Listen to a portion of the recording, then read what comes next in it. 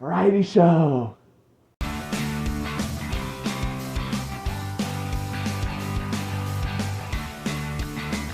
Hello, welcome to another episode of the Stalkaz Variety Show.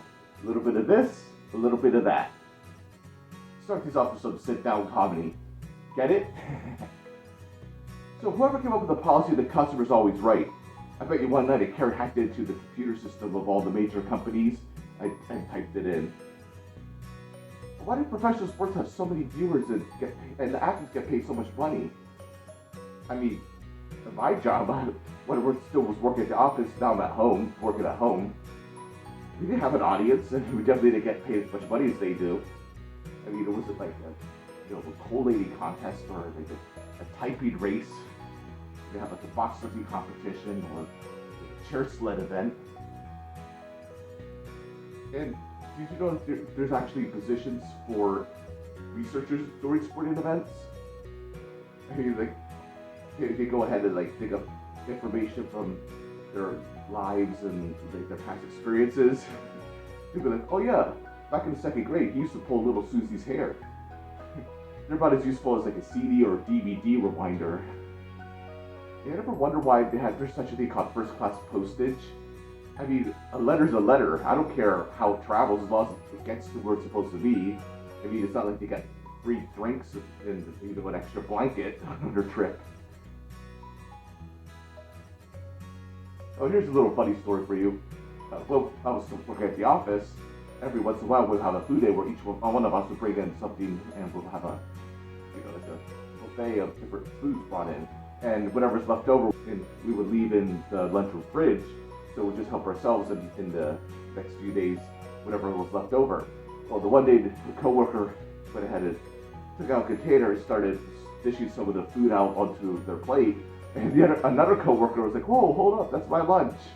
Oops. It was kind of funny because they thought it was one of the leftover food from the previous day, and it was actually the person's lunch that they brought in that day.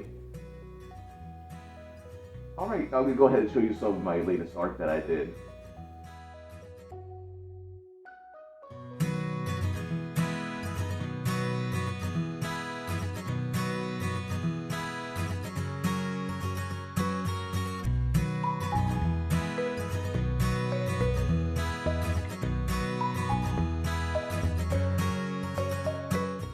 Alright, now it's time for some music, and you guessed it, more classical excerpts. Today I'm going to be featuring some pieces from the Romantic era. Historic classical music divided into three eras. There's Baroque, Classical, and Romantic. And so this is from the Romantic era, and we play some pieces from Russian composers. I always loved the Romantic Russian composers like Nikolai, Rimsky-Korsakov, Pyotr, Ilyich, Tchaikovsky, Borodin, Sergei Prokofiev, Sergei Rachmaninoff. I always just enjoy their music. So this first excerpt, the Polovetsian dances, features a very recognizable melody, and it's in the key of F sharp minor.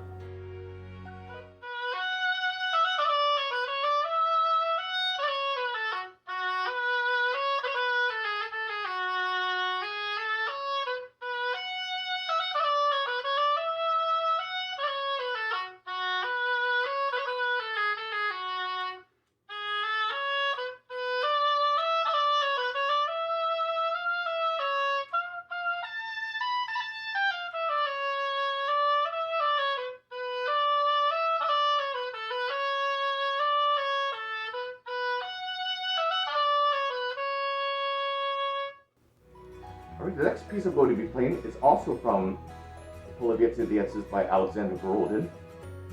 Basically, the Polovetsian dances is a collection, as you might guess, of dances. So that was more or less like a lyrical piece. And during the orchestral performance, there's actually a choir singing in the background. Now this part, there's no choir singing along, but it's very fast. And it's in the key signature is D minor.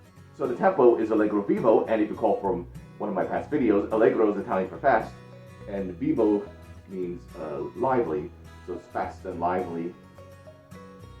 Hold on to your seats for this one.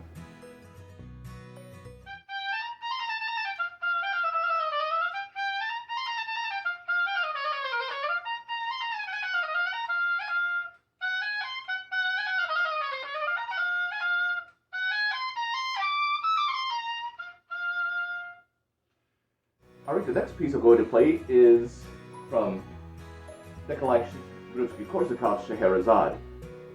Now, the story of Scheherazade, if I recall correctly, is derived from Sinbad. If you remember the tales of Sinbad and the sailor, and somehow or another he ends up somewhere, and the king wants to execute him or something.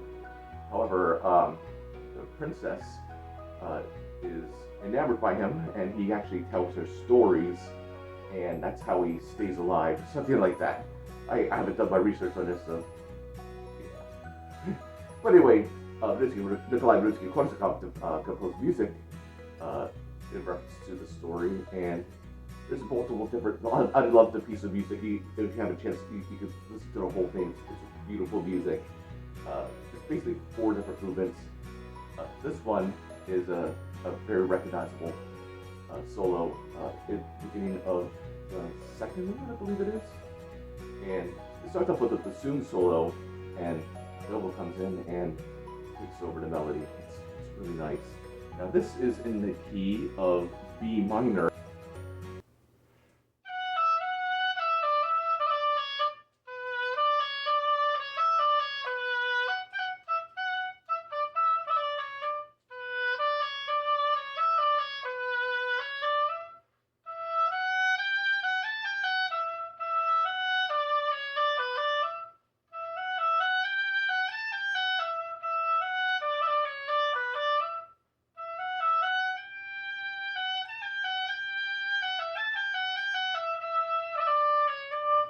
Alright, the final piece I'm going to play, this is another easily recognizable melody. It's from Pyotr Ilyich Tchaikovsky's Swan. This is unofficially titled The Opening Scene. Now, Swan is a ballet, just like the Nutcracker. Not one of the more well-known ones, but still famous nonetheless. And I myself haven't actually watched the entire ballet, but I'm familiar with the music to an extent. So this is, again, in the key of B minor.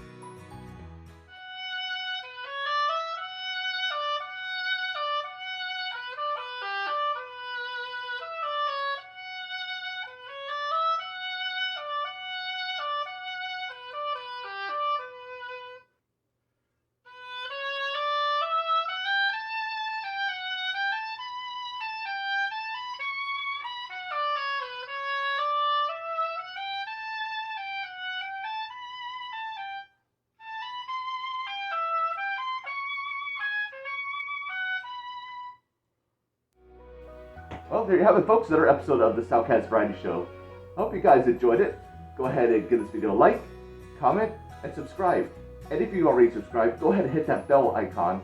That way you're notified whenever I upload a new video. See you around. The Stalkaz Variety Show. It's the Stalkaz Variety Show. It's the Stalkaz Variety Show.